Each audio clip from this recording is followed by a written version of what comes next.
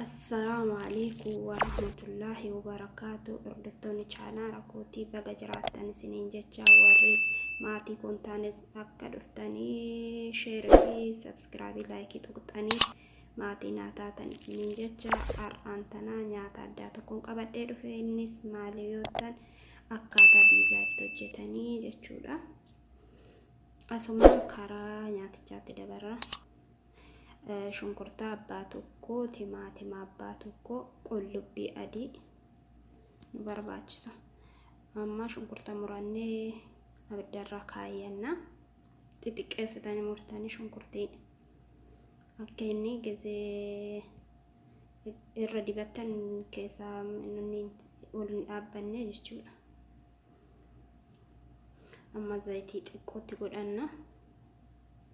Zayitii timbaa isinaadha xiqqumatti godhadhaadha.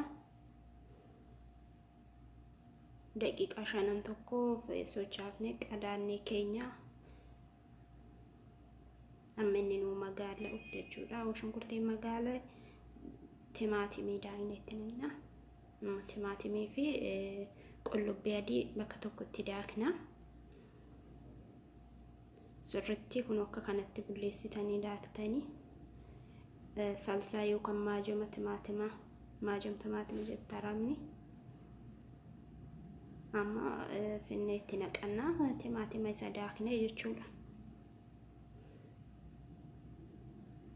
Kanatti finneetti naqannaa egaa shunkurtiin magaala jechuudha. Sochaaftan sirriitti akka shunkurtiif timaatimni ol fudhatu. Isaan booda yoo inni xiqqoo qadaannaa amma daqiiqaa 5 tokko qadaannee yeroo inni akka diimachuu ta'e timaatima salsaatti godhanna yookaan daakuu timaatimaa jechuudha.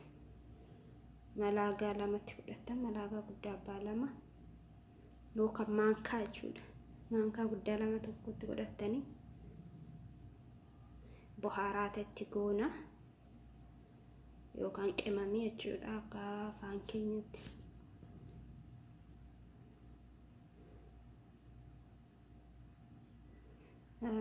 Soogiddaatti godhanna yookaan ashaboo xiqqeessineetti godhanna. Maaliif maajis itti goona waan ta'eef akka walirra nu alaan baay'anne jechuudha. Soogiddaa filfila aswatii qimamii yookaan bohaaraatti maajii. Daqiiqaa 5 booda kun akka kanatti diimatee bareedaa jechuudha. San booda qadaannee keenya waliin wal nyaachifne yeroo waliin geenye kaanee hin qadaanna daqiiqaa 5 tokkoof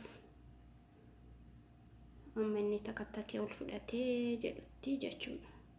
Sana booda waan bukoof nu barbaachisu yookaan waan lixiidhaaf nu barbaachisu qopheeffanna. Zibaadii abbaa tokko, kaameraa yookaan irshoo faranjii jechuudha. Kun zibaadiidha. Ijoolleen biyya arabaa jirtan hin beektu. Soogiddaa baakin boodara daqiiqa yookaan immoo duqeetii adii burcuqqoo fi waan itti bukeeffannu yookaan sa'inaa ta'uu danda'a. Kun jubun mariyaa jubuna isa baddaarra naqnu zayitii nu barbaachisa. Sukkaara daakuu burcuqqoo tokkoof gimmaasha garuu isin amma barbaadan godhuu dandeessanii. Zibaadii tokkotti burcuqqoo tokkoof nuusa goona. Kaameraa yookaan irshoodha. Sukkaara malaagaa sukkaara lamatti goona. Malaagaa ishee xiqqoo yookaan guddaa osoo hin taane jechuudha. Malaagaa lamatti godhannaa kan maankaa lama jechuudha. Baakin boodara malaagaa nuusa zayitii malaagaa tokko yookaan maankaa tokko itti godhannaa. Isaan booda waliin laaqnaa yaani akka inni ol fudhatu goona jechuudha. Zibaadiitti goona.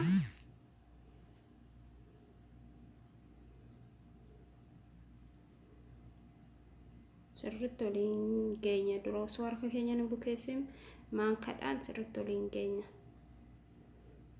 Akka kanatti bukeessina.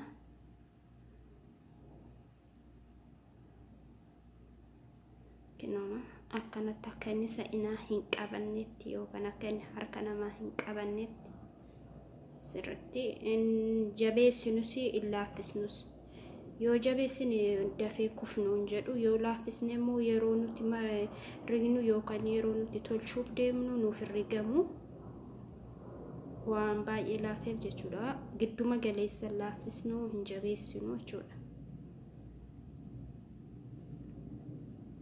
Kunoo akka kanatti yeroo daqiiqaa 30 wayii teessifne wanni kuf ol jedhe rigannaa jechuudha. Zayitii fi daqiiqa xiqqootti godhanne jechuudha.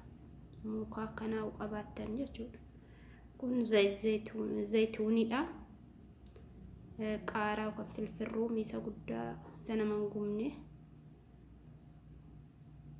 Sa'inaa akkanarratti hojjetattanii jechuudha. Yoo muruu feetan rigdanii kaatanii garaa keessaa burcuqqoodhaan murtanii xixiqqeessitanii godhuus yoo feetan hin dandeessanii zayitii irra dibanna sa'inacharra.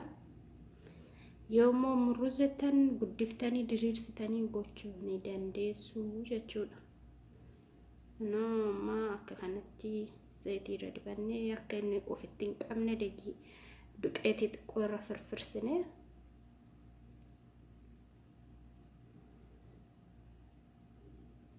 Sambooda daakicha bukoo isa rignee finnee sa'inaarraa keenya achi waan hunda isaa itti goonee kun akka kana fakkaata. Sinin jedha warreen maatii koo hin taane akka dhuftanii subscribe, like, share gootanii maatii taatanii yaada qabaattan koomentii jalatti naaf barreessadha maal akkan isiniif hojjedhu.